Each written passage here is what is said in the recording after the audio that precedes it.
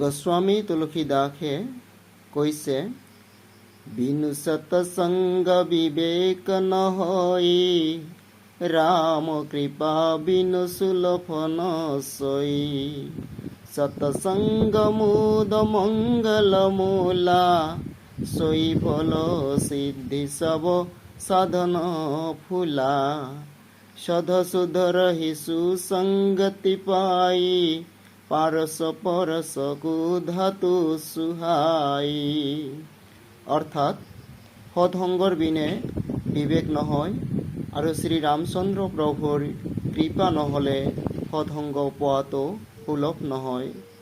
সৎসংগই হ'ল সকলো আনন্দ আৰু মংগলৰ মূল। সকলো সিদ্ধি আৰু সাধন ফুলৰ নিচিনা, আৰু সৎসংগহে তাৰ আচল ফল। যেনেকৈ পৰশমণিৰ স্পৰ্শত লোহাসন হৈ যায়, তেনেকৈ সৎসংগতিৰ সান্নিধ্যত সৎ আৰু দুষ্টসকলো শুধৰি যায়।